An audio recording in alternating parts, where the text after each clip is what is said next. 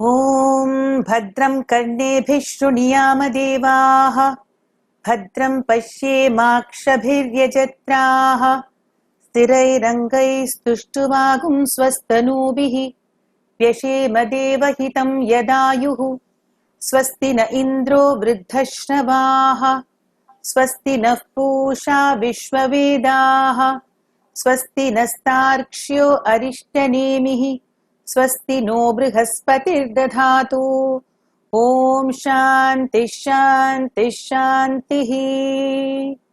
May it be auspiciousness that we see, that we hear, that we do. May the Supreme in His varied manifestations be well. May He keep us well so that we can play our roles in the manner fit. Om. I think it is His immense grace that He is allowing us to have the continued satsanga. It's actually a very difficult period for everybody. I was reading a foreword which I thought I could probably share with you over here. Adha na padikren.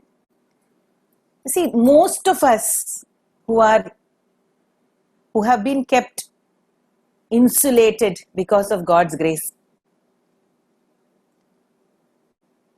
We are very confident that the Master is there taking care of us, and therefore, of course, we have to take the necessary precautions. We are all taking the necessary precautions. All that is there.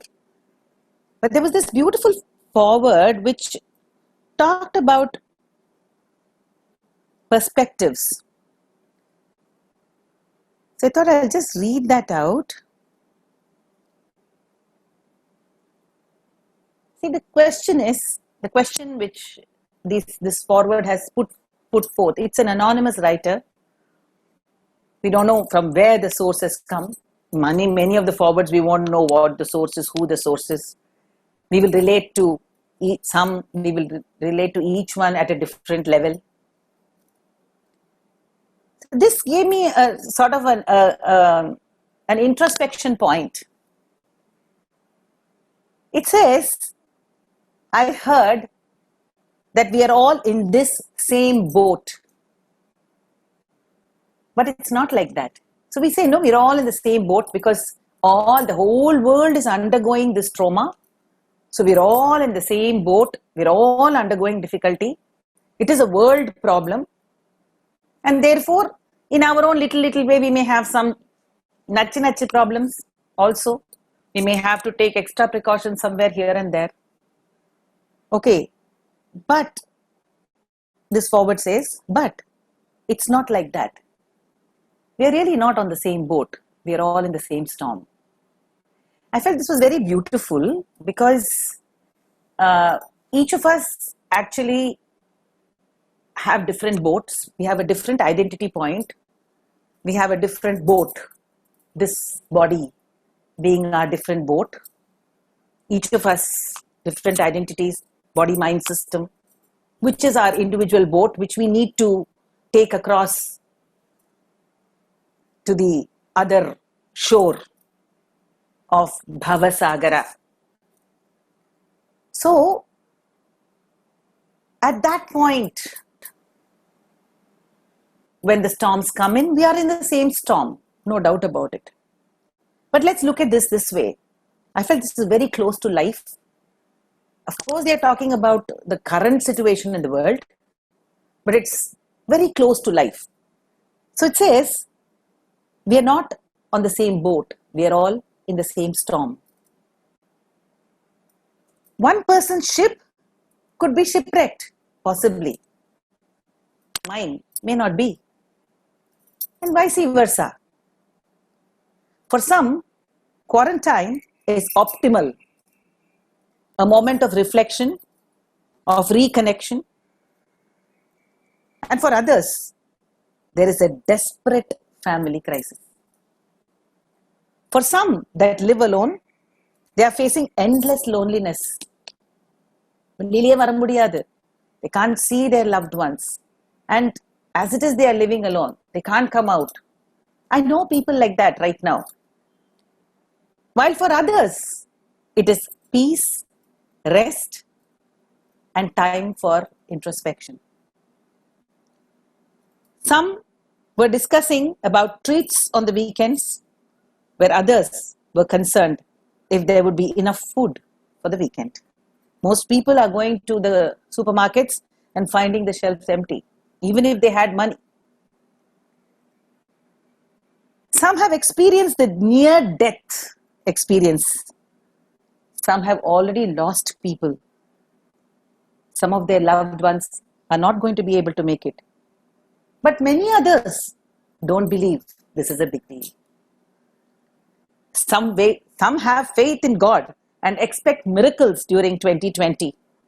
Others say the worst is yet to come. So friends, we are not in the same boat. We are going through a time when our perceptions and needs are completely different. But each of us will emerge in our own way from this storm. It is very important to see beyond what is seen at first glance. Not just looking, seeing, actually seeing. We are all on different ships during this storm, experiencing a very different journey. Realize that and be kind. This is from an unknown author. So this is what life is about. Of course, faith in the Master, understanding of sadhana, the great grace that engulfs all of us for clarity of thought and vision, ability to surrender, all this will get us across, because that is grace. So, when he says, Tera Ram ji karenge beda par, udasi man kahe ko kare. So there's neither need to do nor the need to fear. If we have the need to do, then we have the need to fear. Kahe ko kare, kahe ko dare. So that is where the beautiful teachings of the Gita can be applied on a minute-to-minute, second-to-second basis. The entire Upadesha of the great masters through the Prasthanatraya, through the Brahma Sutras, through the Upanishads, through the Bhagavad Gita, through the various itihasas, the Puranas, through the wonderful stotras, Adi Shankara's Sadhana Panchakam. I was just thinking, Narayana Yadji, since you are also listening, I was thinking I should make a plan now to cleanly structure my classes. Now that we can meet regularly, whether it's on Zoom or in person, should cleanly structure the classes so that I finish the exploration of 18 chapters of the Gita, then go back to the exploration of the Sadhana Panchakam, and go back to Kaivalya Upanishad and finish that circle, and then probably come back into further explorations. So these beautiful tattvas given to us by the great masters all speak of the same thing. Understanding that the Supreme is everything, and we have to see Him in everything, in distress, in difficulty too, He is there. He doesn't disappear in difficulty. He is there in difficulty, and He is there in success. So, Yomam pashyati sarvatra, sarvam cha mayi pashyati, tasyaham na pranashyami, tasyaham na pranashyami, sa cha me na pranashyati. So if He is able to see everything in me and me in everything, He will never be destroyed for me, nor will I ever disappear from His being. Sarva bhutastam atmanam Sarvabhutani cha Atmani Ikshate Yoga Yuktatma Sarvatra Samadarshanaha. And therefore this Samabhava, it is not only about seeing everybody or every manifestation as same and seeing everything as Bhagavan, but even a very great distress point when it comes to us. Everybody has got distress points coming to them. There's no doubt about it.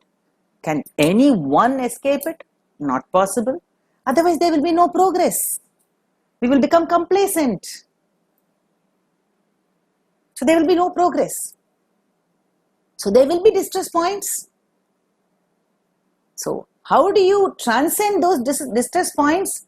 To see that Bhagavan is engulfing that distress point also. Just imagine how Sri Ramachandra, the epitome of perfection, the Purushottama, perfection in every way. Just imagine, Modana Ratri, our Yuvarajana coronated Panapura. He is going to be coronated as the Yuvaraja. That is the news. All the preparations are happening for him to become the Yuvaraja. And the plate is completely turned. The next day he has to go to the forest instead. Just imagine ourselves in that spot. We are at the pinnacle of success. And we are suddenly thrown down completely. What would have happened to us? And why is it that Sri Ramachandra Murthy could accept it with equanimity? Because he showed us the path. He had to live the path which we have to follow. And so, the first point of the Gita, before we go into the 8th and 9th chapters, which is where we are going to internalize further today, is the very first point of the Gita. He does not start with think of me as everything. He comes to that only later. But first point he says is, be courageous. Dhairiyam kollum sadharku endrum kayyir kaniye namo namo. If you lose courage, you cannot take the boat forward at all. And so he says, Klaibyam ma smagamah partha na etatvam upapadyate kshudram hridaya daurbalyam tyaktvottishta parantapa. Don't give in to what he says is cowardice, lack of courage. So if we have to see ourselves through this samsara sagara, this boat, we have to take it across by Ramji taking up the oar, becoming the boat at a later stage, because we are not able to identify it at this point in time. We think we are the boat, we are the oarsman. We are only doing that, we are only acting, we are only doing. It is my idea, it is my body, it is my mind, my idea, I am acting. Till we realize that it is he, which is coming much later in the 6th or 7th chapter, maybe 5th, 6th chapter lene ஆரம்பிச்சுடுறது. நைவ கிஞ்சித் கரோமி இதி இத்தோ மன்யேத தத்வவித். I don't do anything, aham akarta அப்படின்னு வரத்துக்கு முன்னாடி முதல் point, first point he says is be courageous. You have to recognize the fact that I have to do this. I have to transcend. If I don't decide to transcend and I become somewhere in between, I lose courage, then what will happen? How can we see the other side? It is picking up one sword and going into the battle with a loud hurrah. Let's see what happens then, later. But the first point is courage. Next point is, if I do also, I will do because I have to do. Then I will realize that I do not do. It is only the master who does. And then comes the point when I can transcend Maya. So having surrendered to him, this comes somewhere in the 7th chapter, end of 7th chapter. We have finished discussing that. Daivihi esha gunamayi mama maya duratyaya mameva ye prapadyante maya me tam tarantite, and we will transcend that Maya which is given to us by the master and will be removed by that master himself. How? Recognizing that he is the Paramatma.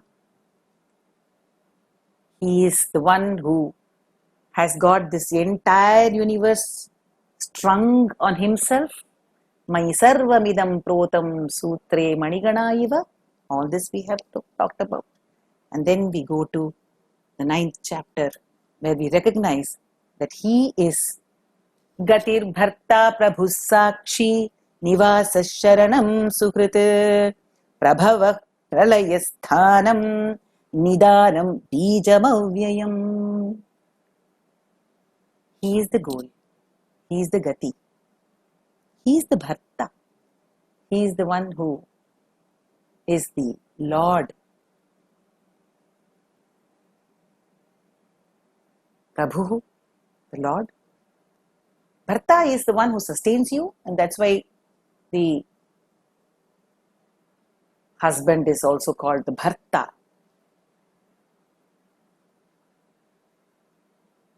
Prabhu, he is the Lord. Sakshi, he is the witness. He is sitting as the I, the self of all, and he is witnessing this whole thing because it is his own creation. Nivasa, he is the resting place for all of us. He is Sharanam, he is the one who is the end result, to whom we need to prostrate to. He is our refuge. He is Suhrit. He is the most kind-hearted well-wisher of ours.